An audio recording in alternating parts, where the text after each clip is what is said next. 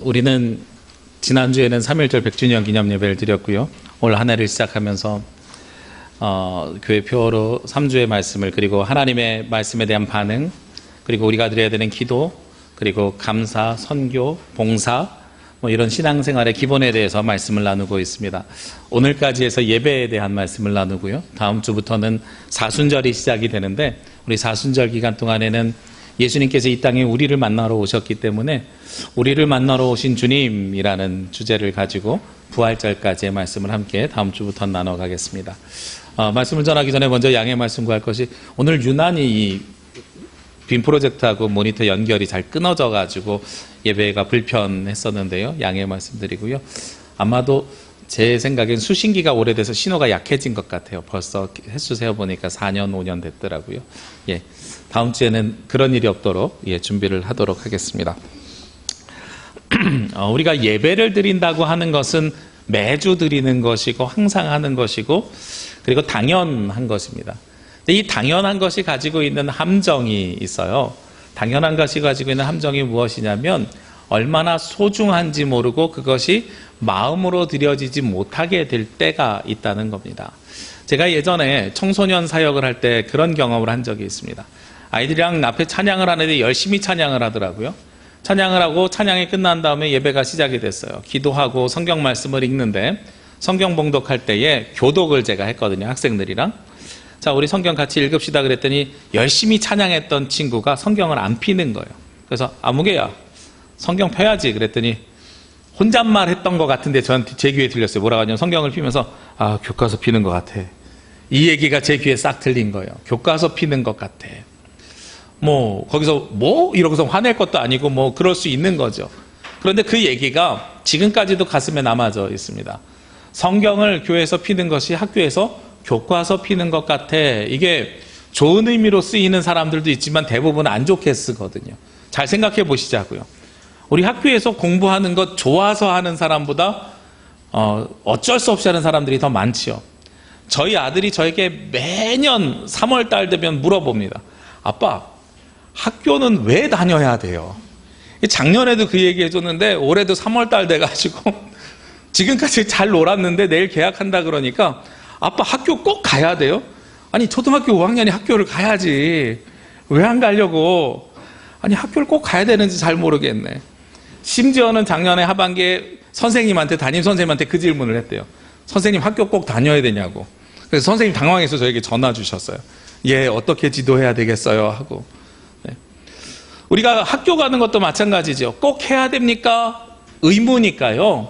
꼭 해야 됩니까? 하는 이 의무 사항 속에서 항상 거기에 대한 필요성을 잘 못 느낄 때들이 있는 거죠. 안 해도 잘 살 수 있을 것 같거든요. 의무로 정해지는 것들이 대부분 그렇습니다. 그리고 또 하나가 있죠. 남자들에게는 군대, 병역의 의무가 있죠. 병역의 의무를 질 때도 마찬가지입니다. 병역의 의무를 기뻐서 가는 사람 별로 없어요. 와, 나 내일 군대 간다, 군복 새 거 받으니까 너무 좋겠다, 이러면서 가는 사람 거의 없어요. 가기 전날까지도 싫어하고 어떻게 하면 안 들어갈 수 있을까를 고민하고 그렇습니다. 개인적인 경험입니다만 제 평생에 가장 기쁜 날 하루를 뽑으라 그러면 2002년 8월 19일 날 입대 전날이에요. 가장 기분이 나빴어요. 나한테 뭐라고 한 사람도 없고 욕한 사람도 없고 잘못한 사람도 없고 아무도 없는데 그냥 하루 종일 기분이 나빴어요. 왜 그렇게 기분이 나빴는지 모르겠어요. 막상 지나고 보니까 아무것도 아닌데요. 그렇게 의무로 무엇인가, 내 의지가 아니라 의무적으로 무엇인가를 해야 된다고 하면 사람들이 별로 유쾌하지도 않고 즐겁지도 않고 행복하지도 않게 그 일들을 행해 나갑니다. 요즘 한국 교회가 가지고 있는 가장 커다란 문제 중에 하나가 젊은이들이 교회에서 사라졌고, 그리고 왜 가난한 교인들이 생기고 교회를 떠나는가, 한국 교회의 부정과 부패 여러 가지들이 많이 이야기들이 있습니다. 그런데 제가 생각하는 이유들 중에 또 한 가지는 무엇이냐면, 지금까지 예배가 너무나도 의무적이었기 때문에 그래요. 아까 그 청소년의 이야기처럼 예배 드리는 것과 학교에서 수업 듣는 것, 여기에 대해서 구별점이나 차별점을 갖지 못하게 되는 것이지요. 그러니까 이 예배가 나에게 그만큼의 가치가 사라지게 되고, 예배보다 더욱더 가치 있는 많은 일들이 생겨나게 되는 것입니다. 저는 여기 앉아있는 여러분들을 볼 때마다 참 감사하고요, 참 대단하다고 여겨집니다. 왜냐하면 세상적으로 보면은요, 지금이 어떤 시간입니까? 늦잠 잘 시간이에요. 이 자리에 나와 있을 시간이 아니라 주일날 오전에 쉬어야 될 시간인 거예요. 특히요, 올해 달력 보십시오. 3월 1일 금요일, 토요일 쉬고 3일 연장이에요. 그렇죠? 목요일날 반차 내면 3박 4일로 어디까지 갔다 올 수 있어요. 해외여행도 가능한 시간이에요. 그러니까 예배보다 더 중요하고 더 즐겁게 할 수 있는 몇 안 되는 기회들이 이번 주에 주어질 수 있었단 말이죠. 그런데 그 모든 기회들을 포기하고 나와 있다. 이것이 바로 여러분들의 모습이죠. 이게 바로 의무감에서 나오는 것일지 아니면 어떤 모습으로 나올지는 잘 모르겠습니다만 그렇게 나오는 것이 지금 우리가 앉아있는 예배입니다. 늘 말씀드리지만 그리스도인들이요, 세상 사람들보다 부지런한 게 바로 그런 것들이죠. 세상 사람들은 휴일날이라고 늘어지게 자고 있는 이 시간에 눈 비비고 나와서 주님 앞에 예배 드리는 것. 근데 교회 올 때 또 대충 눈만 비비고 나오나요? 안 그러죠. 제가 보니까 교회 올 때 화장 안 하고 오시는 분들 별로 없고요. 그 다음에 우리가 어렸을 때부터 교육받기를 가장 멋진 옷 입고 와야 된다니까 남자분들도 평상시에는 안 입는 양복 입고 오고요. 그렇게 갖추고 준비하고 계획해서 오잖아요. 그러니까 사실 평상시보다 어쩌면 더 많은 시간을 우리가 사용하고 있을지도 몰라요. 그 모든 일들이 하나님 앞에 드려지는 예배인데, 그런데 이 예배가 언제까지 우리에게 의무로 드려지는 예배여야 되는가 하는 것에 대해서 우리가 한번 생각해 보셨으면 좋겠어요. 저는 예배를 무엇에 비교하고 싶냐면 공기나 물에 비유하고 싶습니다. 예배는 의무, 내가 공부를 해야 되는 것처럼 군대를 가야 되는 것처럼 의무가 아니고요. 하나님께 드려야 되는 이 예배는 우리의 숨결이어야 되고 물 마시는 생명의 행위여야 됩니다. 그런데 그게 참 쉽지 않아요. 왜냐하면 그 생명의 행위들은 어떻게 행해지냐면 내가 의식하지 않고 행해지기 때문에 그래요. 여러분들이 숨 쉬는 걸 여러분들의 뇌에서 조정하거나 컨트롤할 수 있는 게 아니지요. 숨은 내가 살아있는 동안에 쉬어지는 겁니다. 예배는 우리가 살아있는 동안에 쉬어져야 되는데 그렇게 하는 것이 아니라 내 의지로 예배당에 나와야 되는 거죠. 이래서 참 쉽지 않은 일입니다. 물 마시는 거요. 물 마시는 건 목마르면 자연스럽게 마시게 됩니다. 갈급해지니까요, 자연스럽게 마시게 되는데 우리 인생에 갈급함이 사라지면 자연스러워지지 않아요. 지난 겨울에 청년 캠프를 준비하면서요, 영화 시나리오 작가를 제가 강사로 모셨었습니다. 영화에 대한 이야기를, 그래서 영화를 통해서 세상을 보고 싶어서 모셨었는데 사실 어렸을 때 같이 교회 다녔던 친구예요. 근데 그 친구한테 물어봤어요. 너 요즘 교회는 잘 나가니?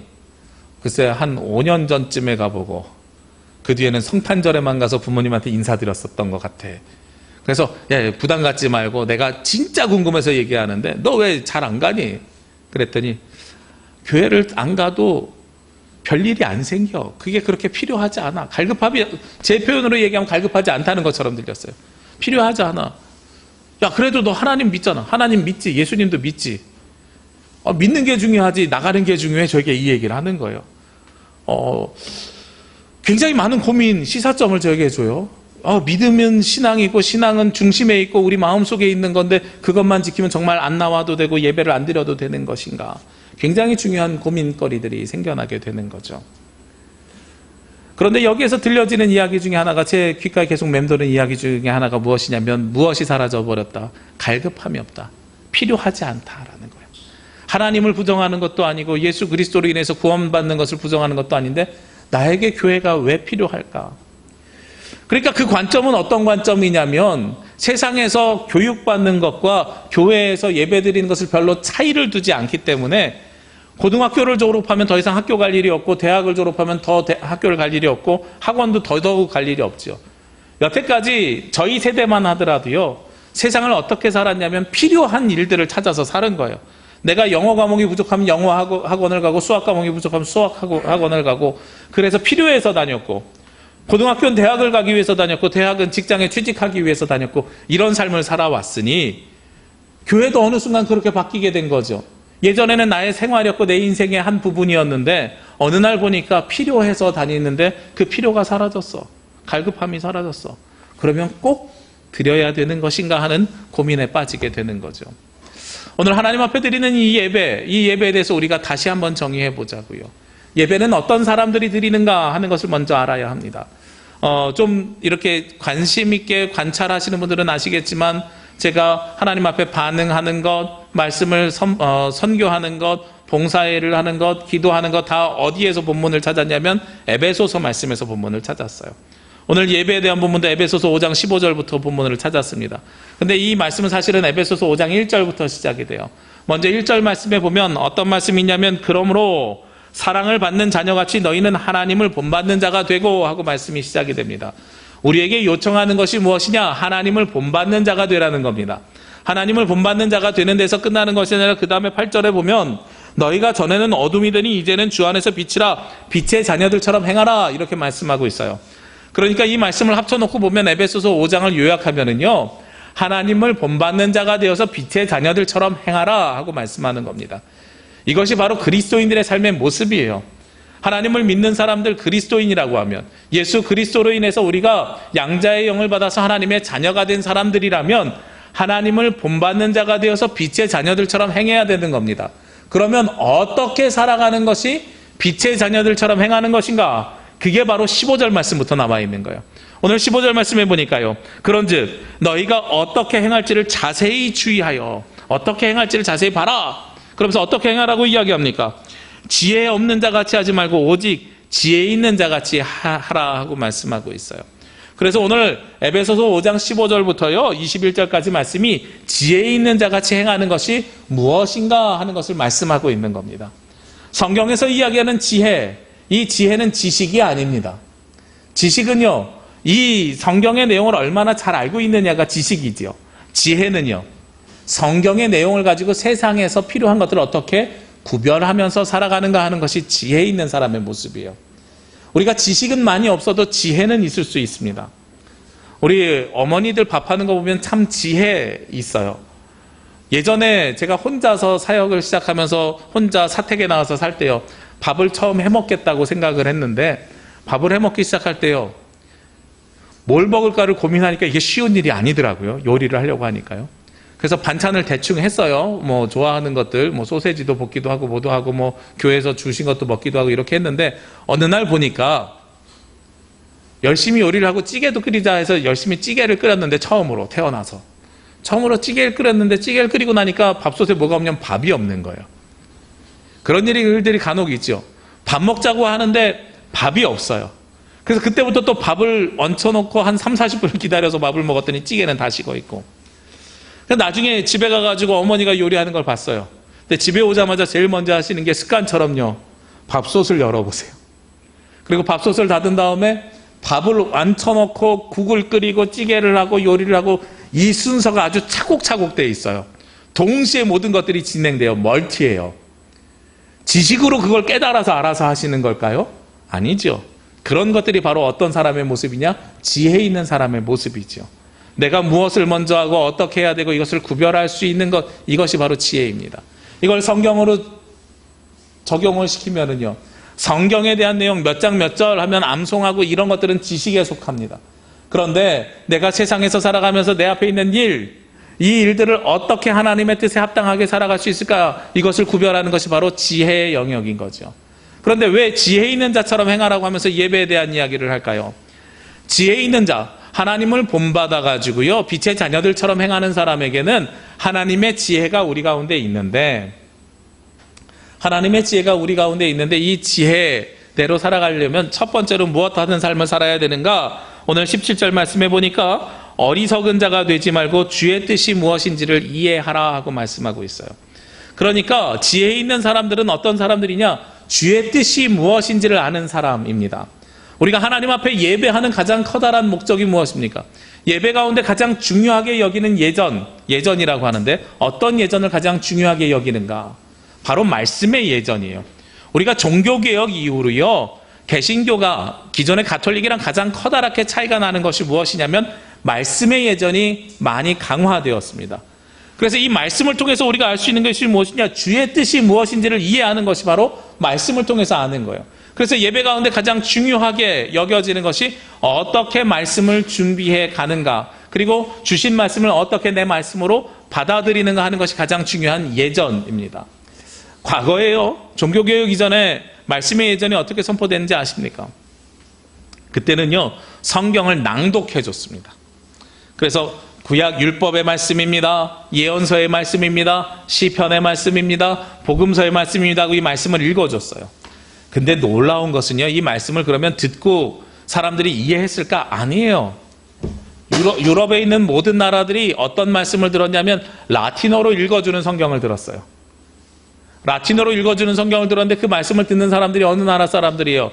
영어를 쓰는 영국 사람, 프랑스어를 쓰는 프랑스 사람, 스페인어를 듣는 스페인 사람들, 포르투갈, 독일, 체코, 폴란드, 러시아 이런 사람들이 라틴어로 하는 말씀을 들었단 말이에요. 근데 저는 그때의 1500년 동안 이어진 이 말씀의 예전에 사람들의 믿음이 되게 대단했던 것 같아요.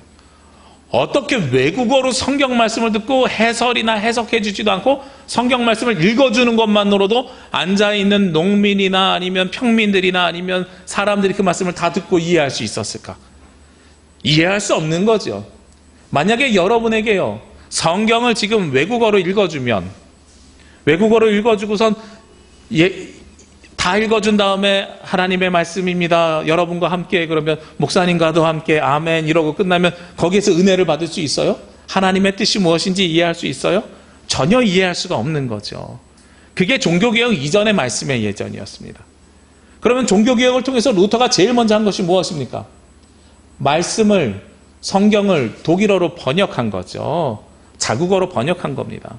요즘은 그래도 우리가 한국 문맹률이 우리나라가 제일 떨어집니다. 글을 다 읽어요. 예전에는요, 독일어로 번역해도 그 글을 읽을 수 있는 사람이 별로 없었어요. 오늘 오후 예배 때 3.1절 구국기도회, 지난주에 3.1절 예배를 드렸지만 여신도의 주간을 구국기도회를 또 드리는데, 그래서 컨셉이 겹치지 않으려고 제가 이제 준비하다가 영화 설교를 준비했습니다. 영화 말모이를 통해서 대한민국 사람들이, 조선 사람들이 이 사전을 준비해가는 과정이 바빌론 포로기 시절에 이스라엘이 그 성경을 준비해가는 시절이랑 너무 닮아 있는 거예요. 그래서 식민지 상황 속에서 어떻게 조선 사람들은 말을 지키고 우리 식민지 상황 속에서 그리스도인들은 어떻게 성경을 만들어갔는가 하는 것을 영화로 보려고 해요. 그런데 이 이야기들을 준비하면서 보니까 이 말, 언어, 조선시대 아니에요, 일제 식민지 하에서도 유해진, 주인공으로 나오는 유해진이 한글을 쓸 줄 몰라가지고 읽을 줄 몰라서 까막눈이라고 하는 장면이 나오거든요. 그런 의미에서 교회가 참으로 많은 일들을 했습니다.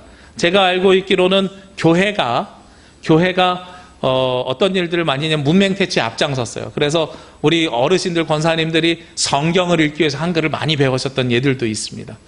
예, 그런 것처럼 하나님의 뜻을 이해하는 것이 예배의 가장 중요한 것 중에 하나라는 거죠.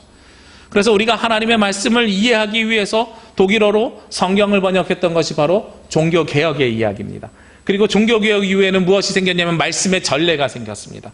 그래서 체빙글리나 그 뒤에 있는 사람들을 통해서 설교가 선포되기 시작하는 거죠. 그래서 그 이전에는요, 말씀을 읽어주는 데서 끝났다면 이제는 말씀을 이해할 수 있도록 풀어주는 예배로 우리가 바뀌게 된 거죠. 이것이 바로 지혜 있는 자가 드리는 첫 번째 예배의 모습입니다. 여러분들이 주님 앞에 나와서 예배하면서 오늘 하나님께서 주시는 말씀의 뜻이 무엇인지를 이해하는 것, 이것이 예배의 첫 번째 목적이라는 겁니다. 그럼 두 번째는 무엇이겠습니까? 오늘 18절 말씀이에요. 술 취하지 말라, 이는 방탕한 것이니 오직 성령으로 충만함을 받으라. 제가 이 말씀 벌써 한 3번째 설교하는 것 같아요.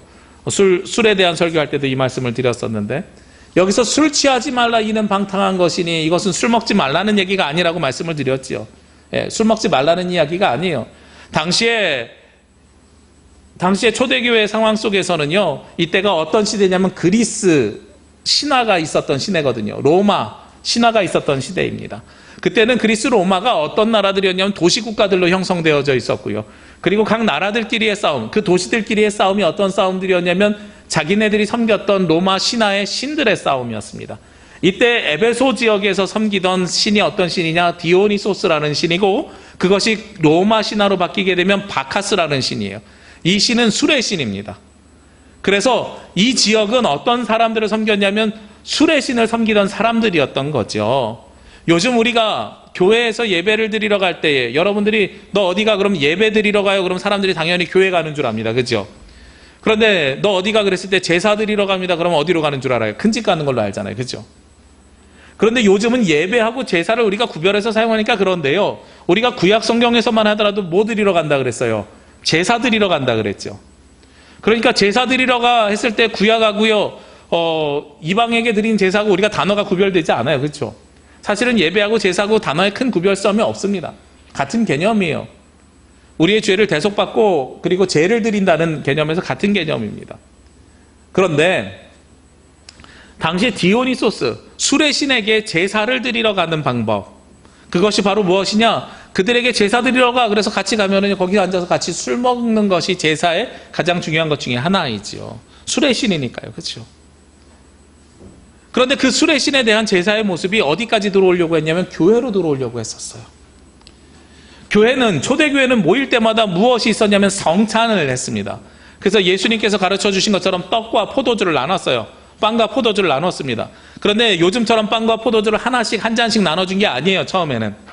그래서 고린도전서에 보면 무슨 문제가 생겼냐면 먼저 온 사람이요 빵과 포도주를 너무 많이 먹었어요. 그래서 나중에 온 사람들이 먹을 것이 없어졌던 일들이 있었습니다. 그러니까 예배에 모일 때마다 떡과 포도주를 마시는데, 그런데 이걸 먼저 온 사람들은 많이 먹고 늦게 온 사람들은 못 먹으니까 그때의 고린도전서에 보니까 뭐라고 이야기하냐면 이건 예수님을 기념하는 행위니까 앞사람이 먼저 다 먹지 말고 뒷사람을 위해서 남겨두고, 그리고 그것을 공정하기 위해서 하나씩 한 덩어리씩 주고 한 잔씩 마시자, 이렇게 돼서 지금의 성찬식이 된 거예요. 그런데 그 성찬식이 에베소 교회도 있었겠지요. 그러면 우리가 상상을 해보시자고요. 디오니소스에게 가서 술 먹는 것이 당연하게 사회 풍조였던 제사의식이었던 사람들이 교회에 와서 똑같이 우리가 제사를 드리자 이러는데 떡과 포도주가 있어요. 그러면 어떻게 해요? 세상 사람들과 구별 없이 많이 마셨겠지요. 그러니까 그렇게 드리면 하나님 앞에 예배가 온전해지느냐? 그러지 못하니라. 너희들은 오직 어떤 예배를 드려야 되느냐? 성령으로 충만한 예배를 드려야 되느니라 하는 개념 속에서의 이야기예요. 그러니까 이 취하지 말라 이는 방탕한 것이니 오직 성령의 충만을 받으라 하는 것은 술을 먹어야 됩니다, 말아야 됩니다, 이 얘기를 논쟁하는 것이 아니고 무엇에 대한 본문입니까? 너는 누구에게 예배를 드릴 것이냐 하는 것에 대한 말씀이라는 거예요. 이방 제사의식에 참여하는 사람들처럼 이방 예식을 지낼 것이냐? 그래서 술에 빠져 있을 것이냐? 아니면 하나님께 예배 드리러 왔으니 성령으로 예배를 드릴 것이냐? 너는 누구에게 예배를 드릴 것이냐 하는 질문을 이 가운데 하고 있다는 거죠. 요한복음 4장에 보면은요, 하나님은 영이시니 영과 진리로 예배할지니라 이 말씀 있잖아요. 그 바로 앞에 있는 말씀 보십시오. 어떤 말씀으로 되어 있는지. 아버지께 예배하는 자가 참되니. 우리가 드린 예배는 아버지께 드리는 예배가 참된 예배라고 했잖아요. 그래서 오늘 이 말씀에서 지혜 있는 자에게 요청하는 두 번째는 무엇이냐면, 첫 번째는 하나님의 뜻이 무엇인지를 이해하는 것이라면, 두 번째는요, 누구에게 예배하는지 알고 예배 드려야 된다는 겁니다. 누구에게 예배하는지 모르고 예배를 드리면 우리는 하나님을 예배한다고 할 수가 없는 거예요. 왜 우리가 제사가 아니라 예배를 드린다고 지금 표현하겠습니까? 우리 강장로님 기도하시는데 이번 돌아오는 수요일부터 성회 수요일로요 사순절이 시작된다고 말씀드렸잖아요. 이 사순절이 시작되는데, 사순절은 예수님 부활 전 40일을 이야기하는데요, 그 40일에서 뭐를 빼냐면 주일을 뺀 40일을 이야기합니다. 그래서 주일을 뺀 40일을 세니까 수요일부터 시작할 수밖에 없어요. 그러면 왜 사순절을 지내는데 주일을 뺄까요? 우리가 드리는 이 주일은요, 어떤 개념의 주일이냐면 안식일이 아니라 예수 그리스도의 부활을 기념하는 예배를 드리기 때문에 그래요. 우리가 더 이상 제사를 드리지 않고 예배를 드리는 이유가 바로 거기에 있습니다. 예수님께서 십자가에 달려 죽으셨어요. 그리고 며칠 만에 부활하십니까? 사흘이지요. 금, 토, 일. 어떤 분들은 그런 이야기를 해요. 금요일날, 성금요일날 밤에 예배 드리잖아요. 성금요일날, 금요일날 밤에 돌아가셨고, 그 다음에 주일날 새벽에 돌문이 굴러서 가서 보니 없으니 이거는 만 48시간이 안 됐어요. 이렇게 이야기하시는 분이 있어요. 그럼 사흘이라고 할 수 있을까요? 저에게 이런 질문 하시는 분들이 있어요. 하루, 이틀, 사흘, 이 개념 속에서 사흘이에요. 사흘 만에 부활하셨는데 안식일 날 부활하신 것이 아니라 안식 후 다음 날 부활하셨다는 게 중요하죠. 이단들은요 항상 그런 이야기합니다. 뭐라고 이야기하냐면 진짜 안식일은 토요일이다. 근데 너네는 왜 일요일에 가니? 너네가 이단이고 우리가 진리다. 이렇게 이야기를 해요. 성경에서는 안식일을 지키라고 했지 언제 주일이란 말이 있느냐? 주일이란 말 성경에 없어요. 왜 없습니까? 예수님 부활하신 이후에 초대교회 공동체 속에서 만들어진 거거든요.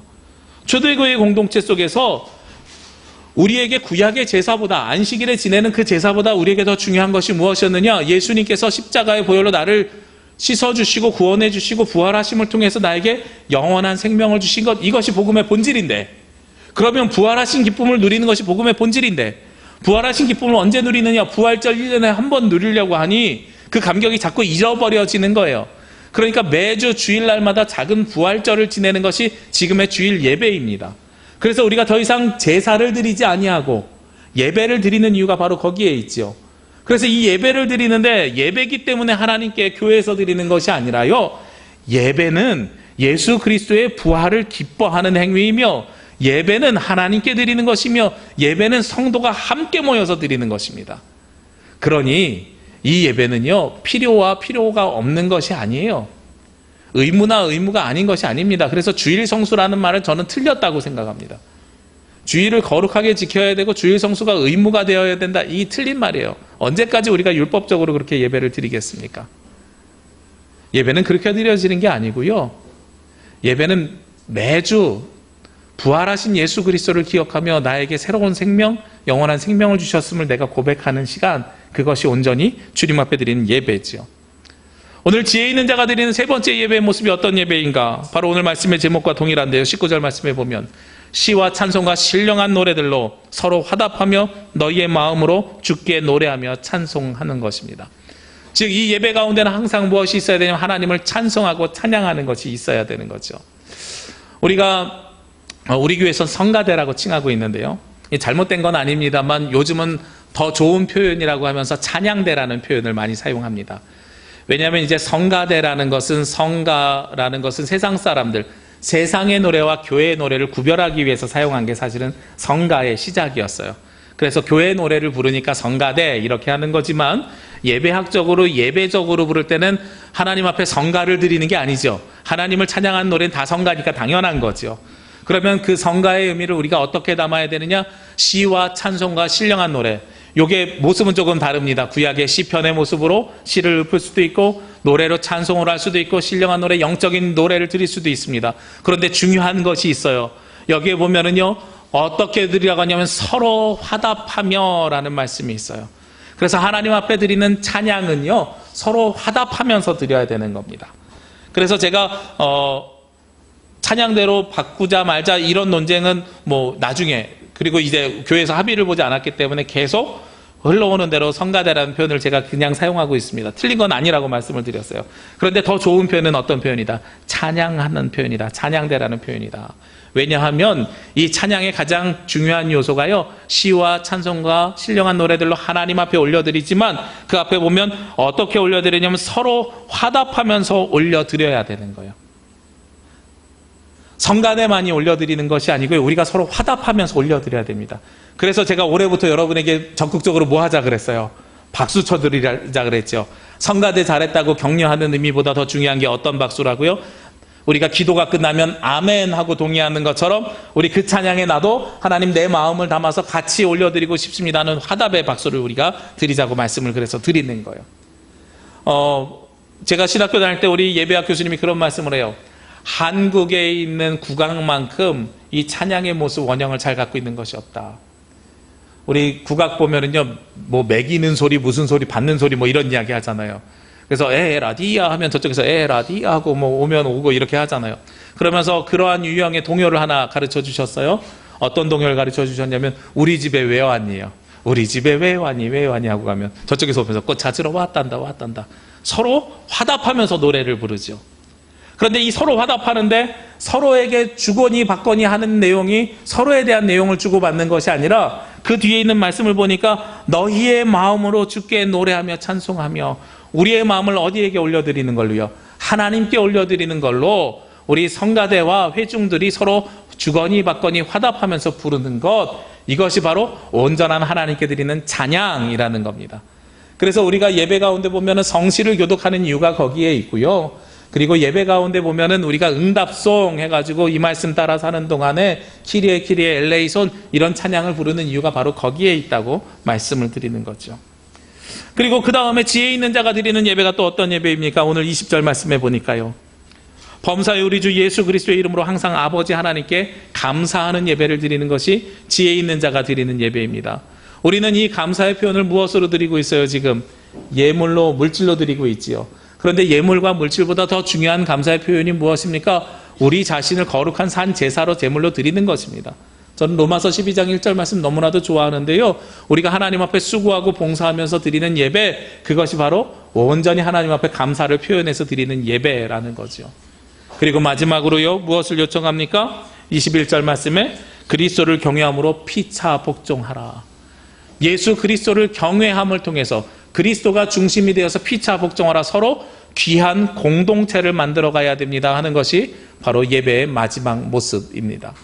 그래서 우리가 드리는 이 예배가 인터넷이나요, TV로 혼자서 드리는 예배가요, 서로 피차 복종하는 모습이 없어요. 하나님 앞에 감사를 인터넷 뱅킹으로 쏠 수는 있어도 서로에게 피차 교제를 나누면서 복종하면서 순종하는 예배, 그것이 인터넷이나 TV로 드리는 예배가 감당할 수 없는 일들입니다. 어떤 분들이 그렇게 저에게 요청하셨던 분들이 있어요. 제가 이런 영상을 사용하는 걸 좋아하니까, 목사님, 요즘 인터넷으로 드리는 예배, 거기에 대해서 그러면 그 안에 말씀도 있고 찬양도 있고 기도도 있고 그 안에 예물도 드릴 수 있는데 어떻게 그것을 지금 이 공동체적인 예배와 구별짓겠습니까? 공동체 외에는 없습니까? 라고 저에게 물어보시는 분들이 있어요. 그래서 제가 가장 커다란 구별점은 어디에 있냐면 바로 성찬의 예전에 있습니다. 사실은 매주 모일 때마다 성찬을 드리는 것이 예배학적으로 맞아요. 그리고 이제 이 성찬은 떡과 포도주를 나눠주는 성찬뿐만 아니라요, 예배 후에 식사를 하는 것도 성찬 중에 하나입니다.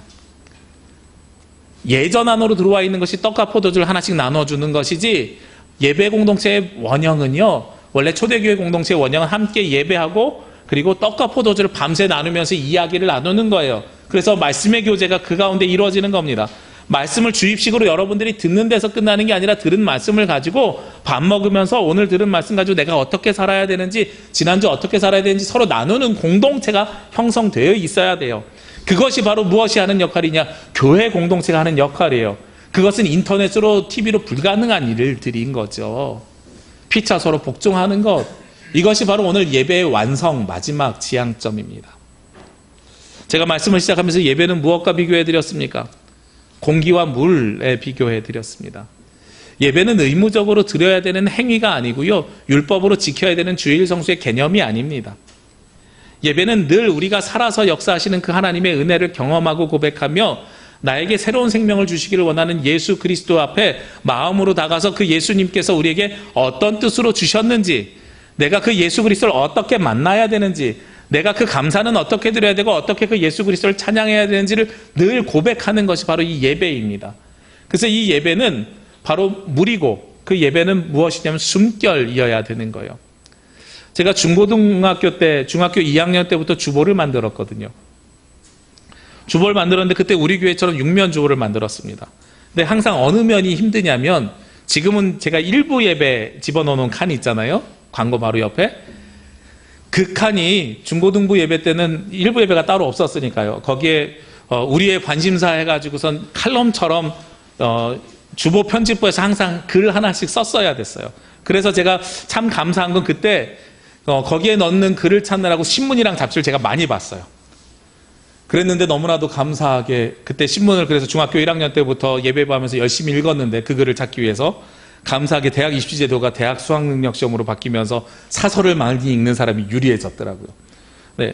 어쨌든 그러면서 제가 그때 찾았던 것들 중에 하나가 뭐냐면, 제가 중학교 2학년 시절이었던 걸로 기억나는데, 앞으로 10년 뒤에는 물을 사 먹을 거다. 물을 사 먹을 거다. 요즘 물 사 먹죠. 아까 제가 잠깐 툭 쳐서 떨어진 게 물 한 병이었는데, 물 사 먹을 거다. 그리고 그때 그 다음에 또 제가 실은 기사가 있어요. 충격해가지고 해외 잡지에서 이렇게 스크랩해 갖고 온 것 중에 하나가 뭐냐면, 공기 스프레이 사서 숨 쉴 거다. 공기 스프레이 사서 숨 쉴 거다. 근데 지금 요즘 그런 일이 실제로 벌어져요. 농구 선수들, 요즘 농구 시즌인데 농구 선수들 그 감독이, 코치가 작전 타임 부르잖아요. 그럼 막 열심히 뛴 사람들 들어가고 다 코에다 뭐 대고 있는지 보이시죠? 산소호흡기 같은 거 이렇게 대고선 캔 이렇게 칙 하면서 숨 쉬고 있어요. 그래서 산소를 빨리 집어넣어가지고 빨리 회복시킨다고 그러고 있어요. 근데 이걸 요즘 누구에게도 파냐면 일반인들에게도 팔기 시작해요. 왜? 미세먼지가 많아져가지고 우리 몸속에 나쁜 공기가 들어오니까. 숨을 쉬는데요, 물을 마시는데요, 이것은 생활이잖아요. 그런데 내가 미세먼지를 지금 오늘 하루 먹는다고 해서 당장 오늘 내 몸이 나빠지지 않습니다. 못 느껴요. 그래서 우리가 그냥, 어떤 사람들은 이걸 조심하지 않고 마스크 안 쓰고 그냥 다닙니다. 저 같은 사람은 마스크 쓰면 이렇게 성에 올라오고 불편하다고 저 마스크 잘 안 쓰고 다니거든요. 그런데 조심하시는 분들 굉장히 조심하면서 살아요. 근데 저도 이제 좀 조심해야 되겠다는 생각이 좀 들기 시작했어요. 지난주에 회의가 있어서 월요일, 화요일, 육지에 가봤더니 제주에선 파란 하늘로 올라갔는데 내려갈 때 보니까 뿌연 하늘에 내려가는 걸 보고 아, 미세먼지가 생각보다 심각하구나 하는 걸 깨달았거든요. 바로 내리자마자 공항에서 마스크부터 사서 썼어요. 미세먼지 뭐 나중에 지나봐야 알겠지만 그 미세먼지로 인해서 질병은 아마도 빠르면 5년, 늦으면 10년에서 20년 뒤에 우리 몸에 나타날 겁니다. 우리가 숨이라는 거는요, 그것이 잘못되면, 공기라는 것은 그것이 잘못되면 그만큼 우리가 늦게 자각하게 되고요. 그리고 5년 뒤에, 10년 뒤에, 혹은 20년 뒤에 그 병을, 질환을 발견하게 되면 이미 중해져서 그것을 해결하거나 해소하기가 쉽지 않게 됩니다. 제가 여러분에게 이 예배가 숨이라고 말씀드리는 이유가 바로 그거예요. 예배가 온전해지지 못하고 예배가 쉬지 못하고, 그리고 우리가 하나님 앞에 드린 예배가 하나님 앞에 드리는 예배가 아니라 잘못된 예배, 기복적인 예배를 드리게 되면 그것이 나중에 어떻게 됩니까? 지금 60년, 70년 지나서 한국교회가 이렇게 부정과 부패와 세습과 성적인 문제와 타락의 길을 걷고 있는, 물질의 문제를 가지고 걷고 있는 이유가 다 그런 데서부터 시작된 거거든요. 이 숨을 잘못 쉬어왔기 때문에 그렇습니다. 우리가 하나님 앞에 예배 드릴 때 왜 예배 드려야 되는지, 무엇 때문에 예배 드려야 되는지, 그리고 이 숨을 깨끗한 숨으로 잘 쉬어야 되는 거예요. 그래야 우리가 이 영적인 건강이 유지되어져 갑니다. 하나님 앞에 드리는 예배는요, 하나님 나라가 이 땅에 이루어지기 위해서, 그리고 우리가 하나님 나라에 들어가기 위한 필수 요소입니다. 내가 의식해서 하는 것이 아니라 이것이 우리의 삶이 되시길 원하고요, 우리의 숨결이 되시길 원합니다. 그래서 어느 곳에 있든 여러분들의 숨결을 통해서 늘 하나님의 뜻을 알고 하나님께 예배하며 하나님께 찬양하며 감사하며 소통하는 귀한 공동체를 이뤄가는 저와 여러분이 되시기를 주의 이름으로 기도합니다. 기도드리겠습니다. 사랑과 은혜가 충만하신 아버지 하나님, 하나님께서 사랑하시는 귀한 성도들이 이 시간 함께 모여 하나님 앞에 예배하며 찬양하며 경배합니다. 이 시간 주님 앞에 드리는 이 예배를 통해 하나님의 뜻이 무엇인지를 깨닫게 하시고 하나님께 예배하게 하여 주옵시며 하나님께 찬송하며 경배하며 감사하며 서로 수고하고 노력하는 귀한 예배의 공동체가 이루어질 수 있도록 인도하여 주시옵소서. 이 모든 말씀 예수 그리스도의 이름으로 기도합니다. 아멘.